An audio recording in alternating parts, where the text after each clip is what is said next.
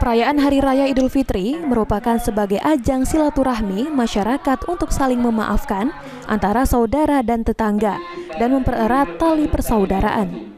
Momen Idul Fitri ini masih dijaga oleh warga Desa Kepur agar tetap bisa menjaga kerukunan antar warga, apalagi mereka yang merantau pulang ke kampung halaman. Hasminuddin, tokoh masyarakat Desa Kepur, mengatakan kalau tradisi bersilaturahim antar saudara dan tetangga sudah diterapkan oleh leluhur sejak dulu. Pada momen Lebaran menjadi sarana bagi seluruh warga desa untuk bersilaturahmi dan temu kangen, dan tradisi keliling kampung yang dilakukan untuk menjaga silaturahmi antar warga.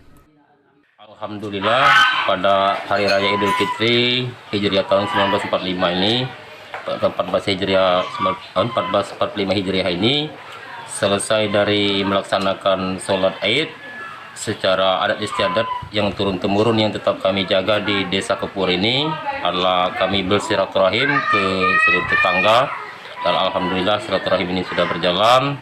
Semoga di Hari Raya Idul Fitri ini kita saling-saling memaafkan. Sama halnya dengan Hasminuddin, Usinawi selaku imam Masjid Desa Kepur mengaku, kalau usai menjalankan sholat Id berjamaah, mereka langsung berkeliling kampung untuk bersilaturahmi ke rumah tetua dan tokoh masyarakat serta tokoh agama untuk saling memaafkan. Pada pagi hari ini kita sama-sama saling maafkan antara satu dengan yang lain, seperti bayi yang baru lahir. Alhamdulillah, pada saat ini kita akan pergi ke rumah masing-masing, kita saling memaafkan, kemudian kita sama-sama bersilaturahmi antara satu dengan yang lain.